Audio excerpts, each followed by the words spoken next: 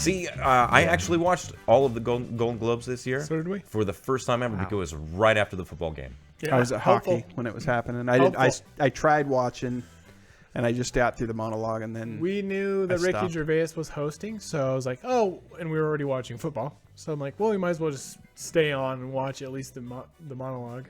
And then we just kind of let it happen to us. And we just let the whole experience flow through Just our kind of watch beings. the whole thing. It was fine. So, well, then I guess my half-cock theory might not be popular. It's not a negative theory against Gervais because I like Gervais. In fact, we're on last name status. Sure. Well, I call him Ricky, so. He just calls you O. I call him Richard. Edwardo. So Richard. basically, He calls me Richard. Sir Richard.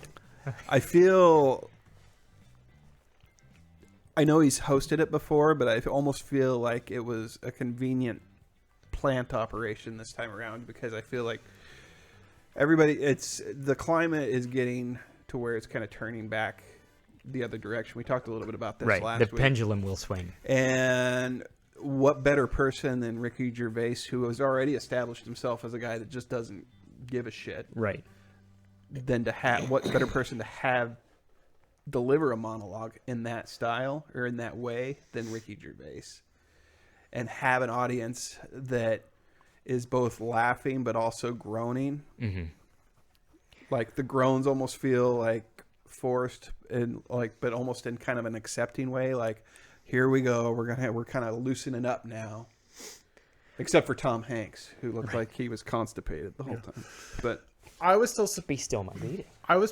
To be honest, I thought the monologue was a little light. I honestly thought he'd lay that's the in other a thing little is more. that's the other thing is I thought it was almost done in such a way that And if it was done any harder, it would have fell flat. But he did it in a way like almost a safe. And there was that one point where he's like, I can't do this one.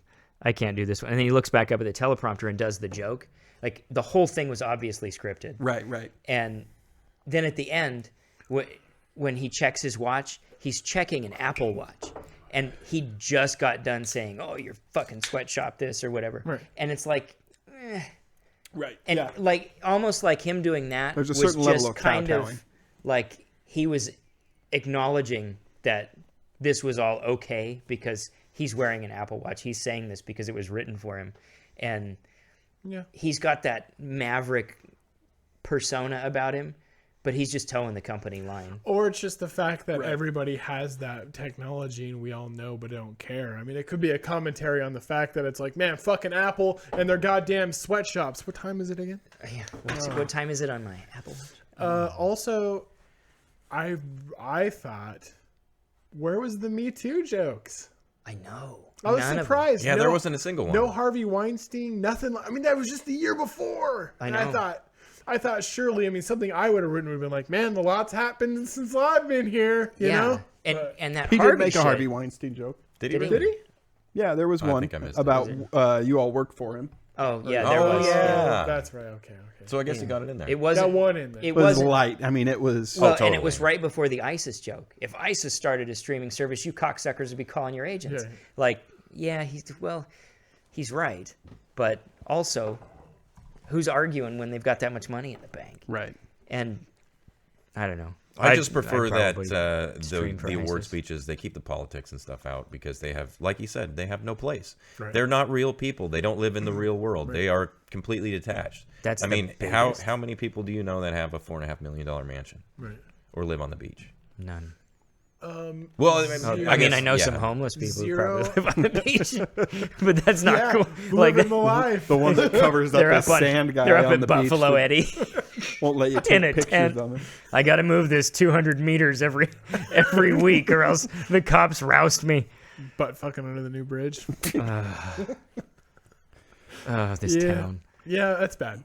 This town. Celebrity is about the most terrible thing to be going on, Yeah. Yeah.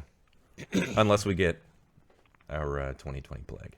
And I don't care. I don't think we will. I've never been Me in a neither. position where I've ever heard a celebrity give an opinion and me go, yeah, Yeah, that that's changed never my happened. mind. That's No, never me ever neither. happened. I don't think it's ever happened for anyone. Except for What- maybe In kids. fact, most of the time No. I want to defy those opinions. The guy from Twisted Sister, when he was testifying Okay, before okay. court. D. Snyder. That one, yeah, D. Snyder did it for me. That's a good one. There's yeah. and Elmo testified before Congress once, and that twisted my heart. Was it the Not guy? really, Jesus Christ, Lord, not trees? really. Well, fuck. I mean, but Stranger Elmo Things, yeah. Elmo did. He's the only puppet to ever testify before Congress. He's a Muppet, sir. He's I'm a puppet. I'm a puppet. Well, didn't his puppeteer end up being yeah. a child fucker? Yeah. Like, I don't know. like, and that got unearthed like shortly after his really cool documentary based Which on was his a life. great It was documentary, awesome too. documentary. Was it Oh, so good. the kind of You guys are like, so fake. the No, it was good. It was really good? It was a really good documentary No about way. the guy behind Yeah. the guy behind Elmo. Yeah. Is like a 6'5" black dude, and it was like, Yeah. oh man, this is pretty cool. Talked about his upbringing, like coming, how does he do that with his voice? coming like, from came the up from street. nowhere, Yeah, yeah. came up from nowhere. But you know what? They left out a lot of it was the kid diddling. Yeah. They Yeah. didn't show any of the kid diddling. There was no point that he's like, well, I do like. He's a Here's a Touching. question. I have Now- gigs. I have terabytes of kitty porn on my cellular device. he doesn't say that. He doesn't. He doesn't say that in the movie. You know. He's like, I've got one of Sitting there on Kevin his Spacey. phone. Yeah. Look at a kid at a party.